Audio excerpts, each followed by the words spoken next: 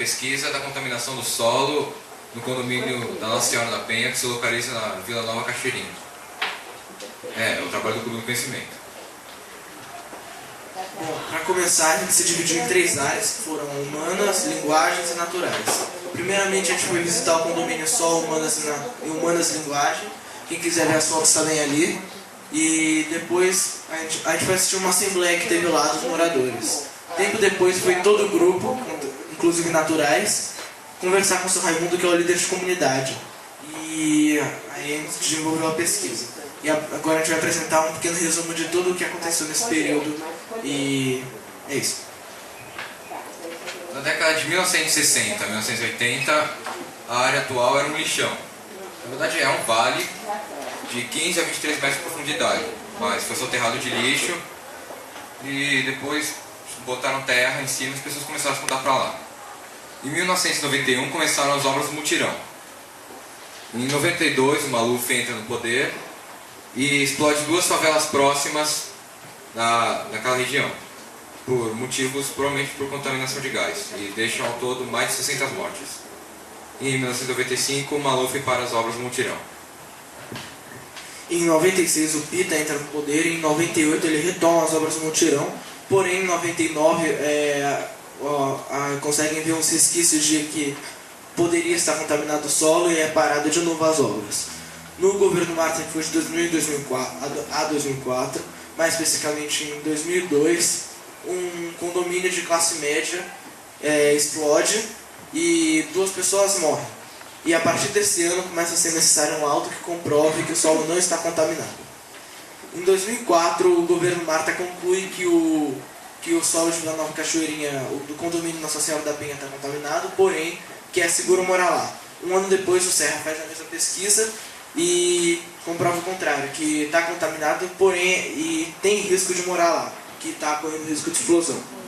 E hoje em dia a negociação está na questão da prefeitura querer tirar eles de lá, e eles querem pagar de 300 a 1.350 reais, dependendo do valor da casa que foi construída. E agora o Vinícius e o Alexandre vão começar a aprofundar o que a gente falou.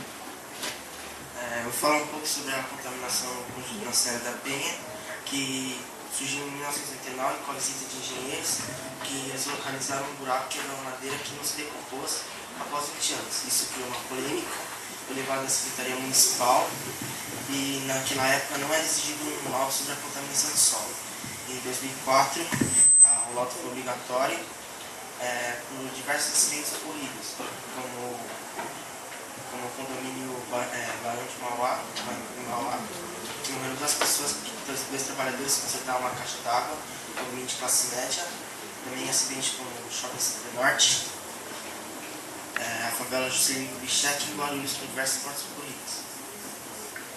Os residentes da Vila Nova Cachoeirinha, mais especificamente com o Nossa Senhora da Penha, souberam que estavam vivendo com solo contaminado quando, em 99 também, quando estava sendo feita uma terraplanagem no local, eles acharam a terra que estava uma coloração um pouco diferente. Eles acabaram pegando umas amostras da terra e enviaram para a Secretaria Municipal. Na Secretaria Municipal eles ficaram com a terra há vários anos, até que quando foi exigido o laudo, como foi falado pelo Caio e pelo Vinícius, eles começaram a fazer várias pesquisas e com essas pesquisas eles concluíram que o solo realmente estava contaminado, onde eles estavam vivendo, mas não apresentava nenhum problema direto para a comunidade. Só apresentava um problema de doenças se fosse consumida alguma coisa vinda da terra, como consumir água vinda de algum poço ou um lençol freático, ou se plantasse alguma coisa lá. Bom, agora a gente vai falar um pouco sobre outros casos de contaminação do gás metano que ocorreram. Esses casos não são necessariamente ocorridos pela contaminação do solo. Eles ocorreram em shoppings e a gente vai mostrar eles para mostrar o que ocorreu e comparar com o caso que está acontecendo no condomínio Nossa Senhora da Penha e mostrar o perigo que a comunidade do local está sofrendo. Bom, em 1996, o shopping Osasco Plaza, ele explodiu, né? Um falso porão que existia no shopping encheu de gás metano porque as ligações de gás eram ligações clandestinas e essa explosão acarretou 120 pessoas acabaram se ferindo. E depois um lado apontou que eles tinham falhas nas ligações, nas vedações e nas roscas dos dutos de gás. Também mais recentemente teve o caso do Shopping Center Norte, que foi contaminado pelo gás metano por causa do mesmo problema do condomínio Nossa Senhora da Penha. Existia um lixão embaixo do shopping e começou a encher de gás até ter riscos de explosão. Então o shopping foi interditado, mas ele logo foi reaberto, pois o problema foi resolvido com os drenos, que é a mesma solução do condomínio Nossa Senhora da Penha. Eles sugam gás metano do solo. O problema foi resolvido muito rápido, já que o Shopping Center Norte e as empresas ao lado estavam sendo multadas com uma multa muito alta, e também eles tinham dinheiro suficiente para comprar os drenos. Bom, eu vou falar sobre a cobertura da imprensa, sobre o caso do Shopping Center Norte, o Shopping Osasco Plaza e o Conjunto Habitacional Nossa Senhora da Penha. A diferença de cobertura do caso do Center Norte e o Shopping Osasco Plaza são grandes em comparação, cerca de mais de 100 notícias, tirando plantões ao vivo e reportagens em telejornais. Em comparação às 3 notícias específicas sobre o caso do Conjunto Habitacional Nossa Senhora da Penha, a imprensa ela cita o condomínio como exemplo em casos como o Center Norte e o Shopping de Osasco. Como já foi falado, no terreno atual onde tem o condomínio era um lixão. Nesse lixão havia vários tipos de resíduo, incluindo os orgânicos, que tem mais a ver com gás metano. Quando fecharam o lixão, eles cobriram um local com terra, e com a decomposição do lixo foi criando o gás metano, que ficou preso embaixo da terra, tendo risco de explosão com mudança de temperatura ou pressão. Dando continuidade com o que a Bárbara estava falando, a contaminação, como todos já sabem, é por gás metano, de fórmula CH4, 4 hidrogênios e 1 carbono. E esse gás, em reação com gás oxigênio, libera uma grande energia em forma de explosão. Ele libera água e dióxido de carbono também. A gente vai fazer um experimento que demonstra o que pode ocorrer em uma escala muitas vezes menor, lá no condomínio Nossa Senhora da Penha. Vamos fazer um experimento chamado grito do hidrogênio, que é similar ao que ocorreria com o gás metano. Neste caso, a gente não vai usar o gás metano porque a experiência poderia não ser controlada e também por ser muito difícil de produzir. Neste caso, a gente usa o ácido clorídrico e o zinco para formar o gás hidrogênio. E o gás hidrogênio em contato com o oxigênio, acontece uma reação e o fogo ativa essa reação. Aqui onde está transparente é onde se localiza o gás hidrogênio. E a água serve para não deixar o gás escapar do tubo aqui.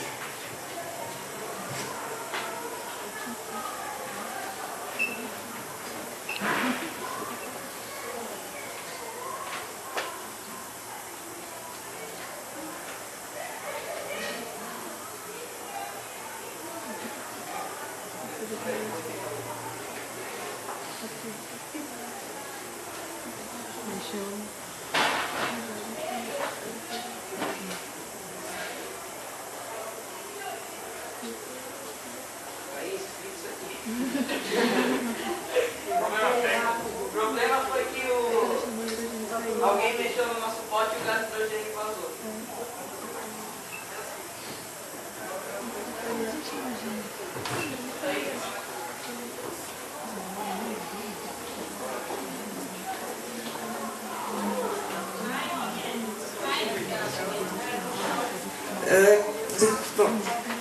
Nós também fizemos outro experimento que dessa vez nós usamos o solo contaminado para plantar feijões e ver se isso afetaria o crescimento desses feijões. Para isso a gente pegou 3 solos diferentes, dentre o solo contaminado, o solo aqui do Jordano e uma terra adubada e a gente mediu o pH.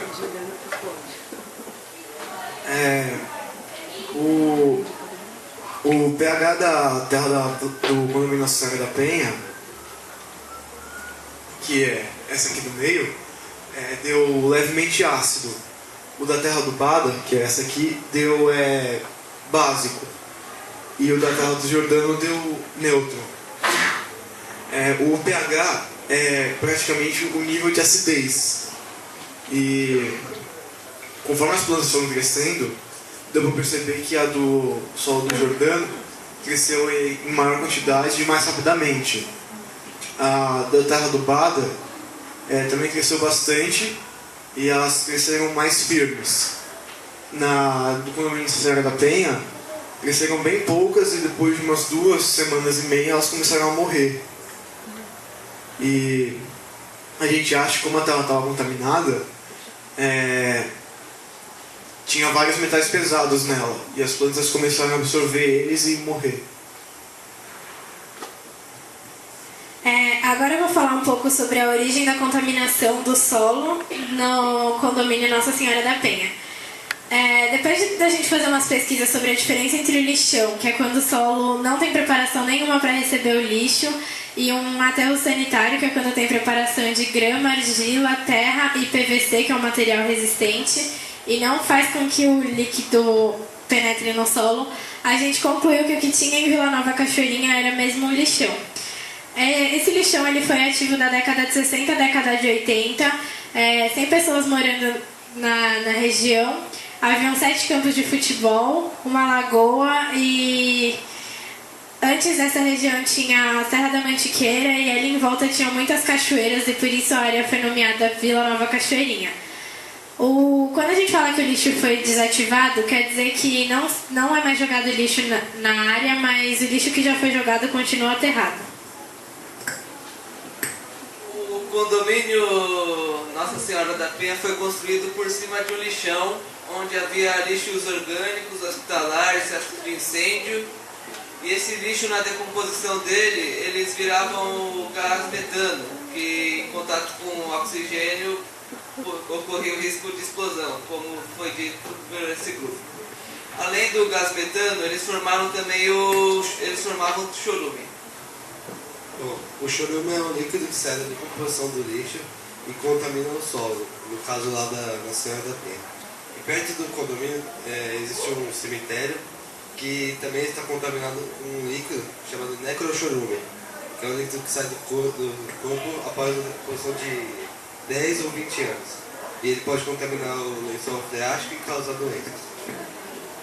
Bom, agora eu vou falar um pouco da ocupação do local. Em 1991, o terreno foi cedido pelo governo da Luiza Erundina, que é eleita do PT, que teve no poder entre 1989 e 1993. A construção do mutirão se deu por meio de mutirão, que significa ajuda mútua. Ou seja, a própria associação comunitária administrava a verba e organizava a construção. Por isso tem a característica de não gerar lucro, ou seja, é um tipo de economia. Primeiro se faz o orçamento, que deve englobar o terreno, o projeto e a construção. Depois esse orçamento é aprovado pela Coab e promovido pela Secretaria de Habitação. Então vai ocorrendo a liberação do dinheiro com relação ao cronograma e o executado.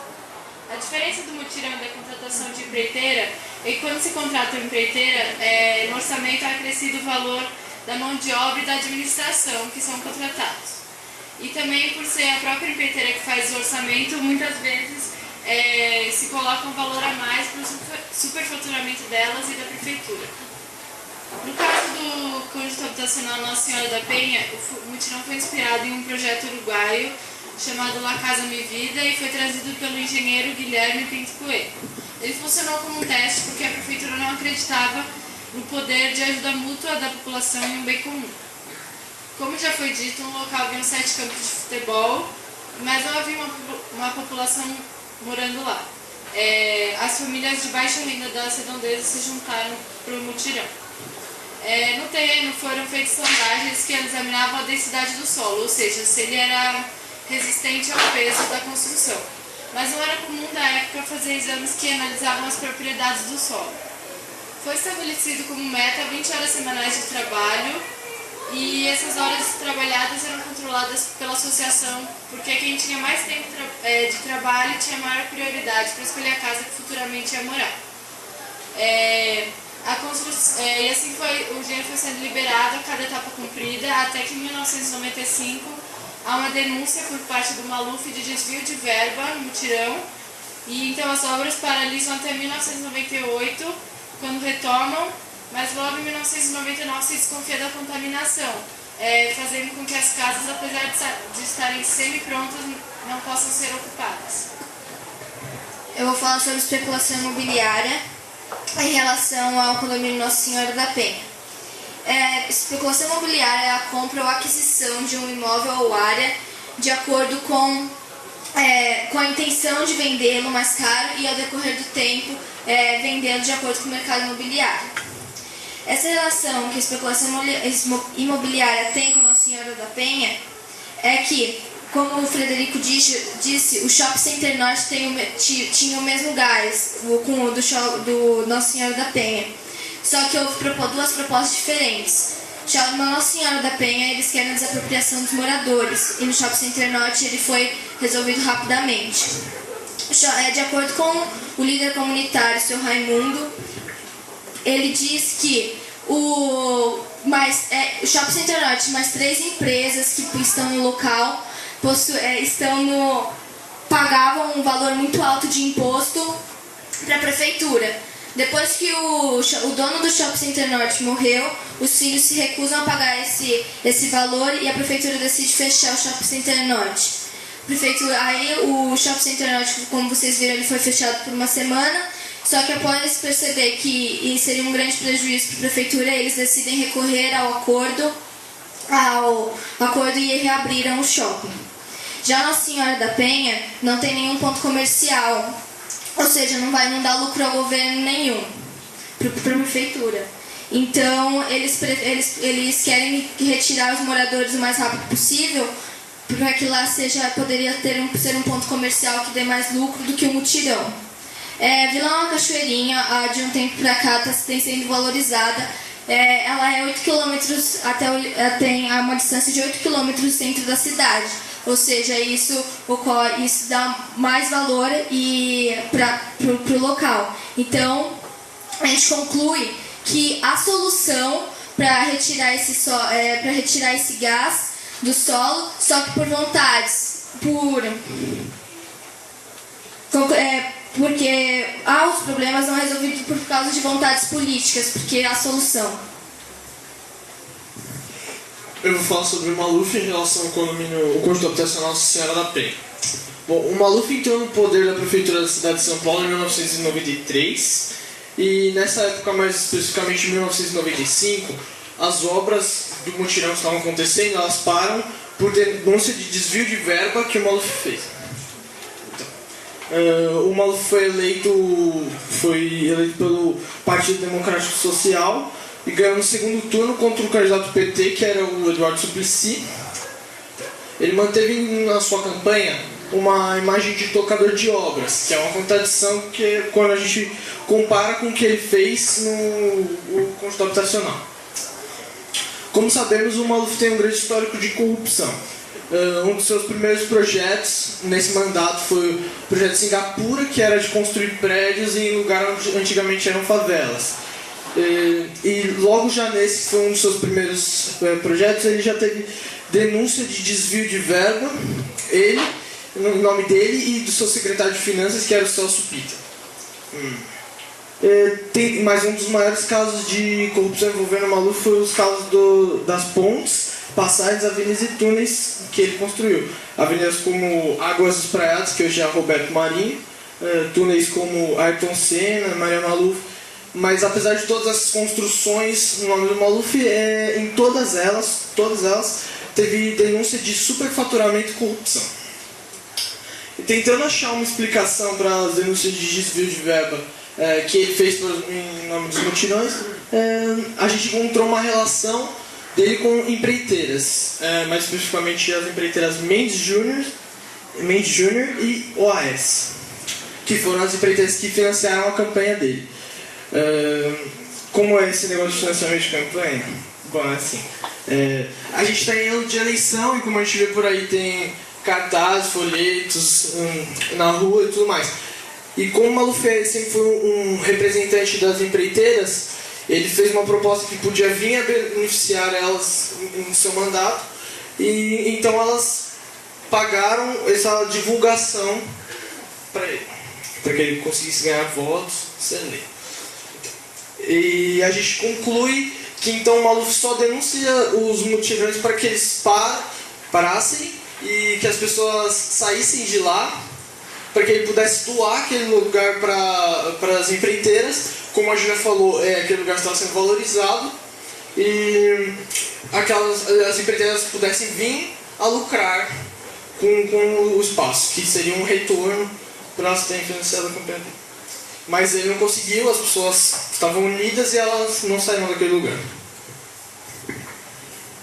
Bom, além de falar sobre os fatos, é importante também saber que tem pessoas lá e quem são essas pessoas e como todos esses problemas estão afetando a rotina delas. Então, por meio de entrevistas feitas na segunda visita à Vila Nova Cachoeirinha, a gente conversou com alguns moradores que falaram pra gente como eles acabaram gastando boa parte da vida deles com tudo isso e agora eles nem sabem se vão ter mesmo que sair de lá ou não. E uma das moradoras até falou pra gente que ela queria reformar, fazer algumas reformas na lanchonete dela, mas não podia, porque se ela tiver mesmo que sair de lá, ela estaria gastando dinheiro à toa. A comunidade naquele local ela sempre esteve muito unida, então eles construíram suas próprias casas, sempre se ajudaram. E depois dessa confusão da contaminação do solo, a comunidade se desestruturou. Então, assim, houveram pessoas que logo souberam do problema já saíram de lá. Lá existiam diversas atividades, como festas, cursos de dança, culinária, entre outros, e esses eram fornecidos e organizados pelas próprias pessoas da comunidade. Pelas entrevistas que a gente fez, os moradores, com jovens e adultos, os moradores se sentem abandonados. E um ponto que a gente achou muito importante falar foi a questão das creches e escolas, principalmente as mulheres. Que as creches e escolas no local foram fechadas por conta da contaminação e daí as mães têm que pagar transporte ou levar os filhos mais longe do local. E os moradores, depois que as atividades, as festas e cursos acabaram, eles não têm mais nenhum tipo de divertimento, de lazer, de interesse. Oi, eu vou falar da cultura e lazer do condomínio Nossa Senhora da Penha. Como já disseram, as festas e as atividades cessaram depois da contaminação do solo. Os moradores começou a ficar difícil para os moradores achar um motivo para a comemoração.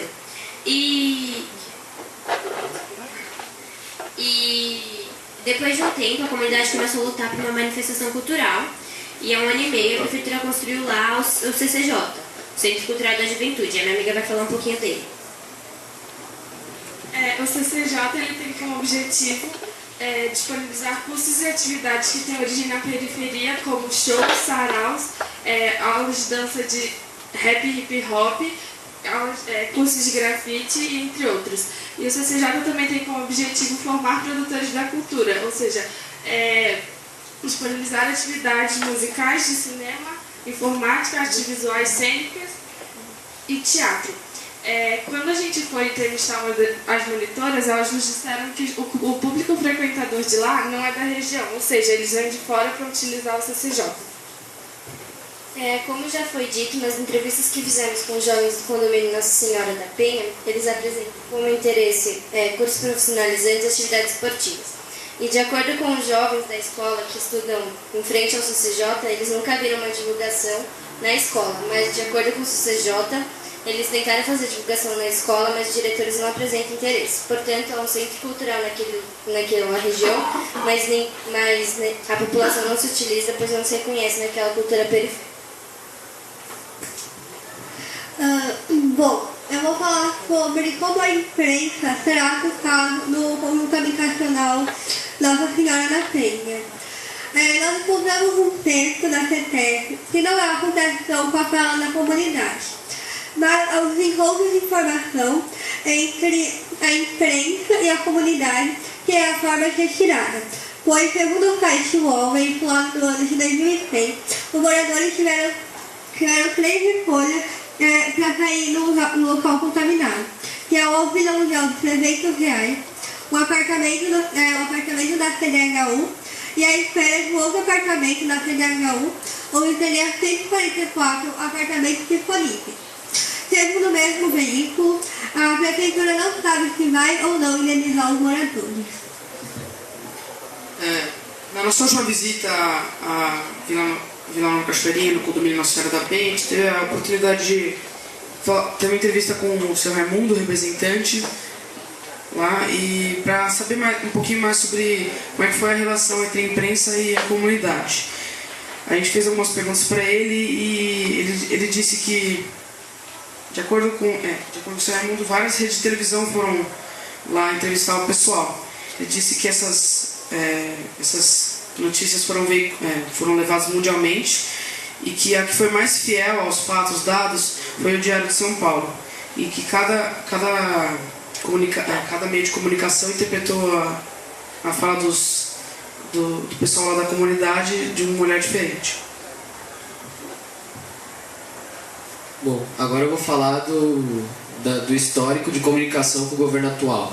Primeiramente, eu e o Rodrigo, nós ligamos para a subprefeitura para procurar saber o que eles acham desse caso, qual o ponto de vista deles. E eles nos redirecionaram para o site da subprefeitura. Então, dia 29 de agosto, a gente mandou um pedido de entrevista para eles e eles falaram para a gente procurar a subprefeitura da Casa Verde. Logo, mandamos mais 2 e-mails diferentes para a subprefeitura da Casa Verde. Eles não responderam. Depois de muito tempo, eles falaram que essa responsabilidade não era deles. Agora eu vou falar um pouco da ação da prefeitura sobre o caso do conjunto habitacional. E como o Lucas já disse, a gente foi atrás de alguma resposta de alguma resposta que eles tinham para dar pra gente sobre as ações dele. Só que a gente não conseguiu nenhuma. Então a única coisa que a gente conseguiu foi um documento da CETESB no próprio site deles. A CETESB era responsável pelo controle, pela fiscalização e pelo monitoramento de atividades geradoras de poluição. Eles começaram a ter o envolvimento com o problema em 2001, mais especificamente em abril, quando a Coab apresentou a eles um documento que falava sobre a investigação da área. Aí em 2002 saiu o primeiro laudo no governo da Marta, que confirmava a contaminação do solo, mas dizia que não oferecia nenhum risco de morar lá. Aí em 2004, no governo do Serra, saiu um novo laudo que confirmava de que tinha risco sim de morar lá por conta dessa contaminação e porque oferecia risco de explosão. Em 2005, por conta desse risco, o sistema de drenagem entrou em operação. E por conta desse sistema, eles estavam fazendo um acompanhamento para ver como estava sendo o processo. Aí, em julho de 2006, foram avaliados os valores do limite inferior de explosividade. Esse limite, ele apresenta a menor concentração que tem de risco de explosão. E aí, esse risco apareceu em 8 poços, e esses poços eles estavam em áreas habitadas. Em setembro de 2006, a Coab notificou os moradores de que era preciso desocupar o local. Em outubro de 2006 foi feita uma nova vistoria e aí apresentaram 4 poços 100% desse limite. Em dezembro de 2006 foi feita uma vistoria na EMEI e na EMEF, que são as escolas municipais de ensino infantil e fundamental. E foi feita a recomendação ou de se instalar poços lá também, ou de desocupar a área, porque lá também tinha contaminação. Em outubro de 2007, foi determinado de que os órgãos que estavam responsáveis pelo problema, um deles era a CETESB, deveriam providenciar. Em agosto de 2011, que é quando termina esse documento, a CETESB fez novas avaliações e aí apenas um poço apresentou 100% do limite inferior de explosividade. É importante ressaltar, como alguns já disseram, que todas as informações que a gente tem nesse documento batem com as informações que o seu Raimundo, que é o líder da comunidade, passou pra gente. Os meninos vão tentar de novo fazer o experimento do grito do hidrogênio. O problema que ocorreu antes é que o gás vazou antes que eles pudessem tentar.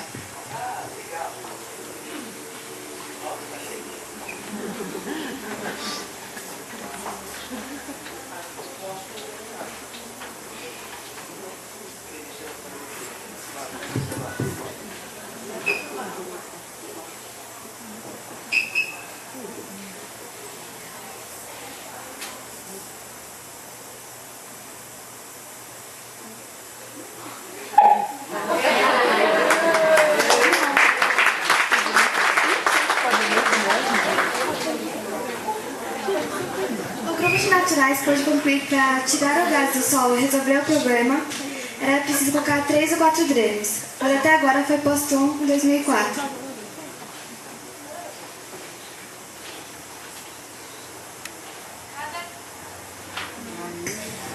Cada dreno custa R$200 mil, e ao invés do governo investir nesses drenos, eles querem retirar as famílias para depois descontaminar a terra, vendendo o terreno para empresas particulares, lucrando mais. Aqui a gente tem a maquete, o cemitério, que é perto da região, onde o necrochurume contaminou o lençol freático.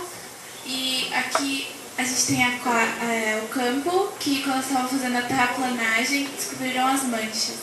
E ali é o dreno. Os drenos são um tubo que conecta o interior do solo com o ambiente externo, que por meio de exaustor suga esse gás que está no solo, passando por 3 filtros de carvão e por fim tirando esse gás do solo. Bom, com isso, nós da área de humanas podemos concluir que, no geral, assim, não somente um descuido, como também uma posição de silêncio por parte da empresa, da imprensa, ao tratar da comunidade de Vila Nova Cachoeirinha, até porque o sistema de empreiteiras não nos permite abordar genuinamente o caso. O ponto é que, hipoteticamente, seria muito fácil arrumar o problema da comunidade. Só que com a especulação imobiliária e com a falta de lucro gerada pelo mutirão, se torna muito mais vantajoso para o governo simplesmente retirá-los de lá, indenizando unicamente a mão de obra. Com isso, essa discussão assim, que acaba gerando diversas consequências negativas para o lado dos moradores, como o fechamento de escolas e creches, dissipação da comunidade, precarização da mesma em relação à parte que ainda resta e o próprio confronto jurídico e político. Agora eu vou falar a conclusão da parte de linguagens. Após a análise de notícias por parte da imprensa, podemos concluir que há um desencontro entre os fatos dados pelos moradores do condomínio Nossa Senhora da Penha e o que a imprensa noticiou. E além disso, a gente pode ver que há uma certa diferença na abrangência da cobertura dos casos como dos shoppings Internorte e Osasco e do Nossa Senhora da Penha. Além disso, o grupo de linguagem também pode concluir que a mobilização dos moradores diminui porque eles não se sentem mais motivados para fazer festas e nem cursos. Consequentemente, a vida cultural deles é anulada. Com o fechamento das escolas, os jovens da região são afastados e a falta de perspectiva de poder investir na sua casa ou no seu negócio faz com que a comunidade corte suas raízes.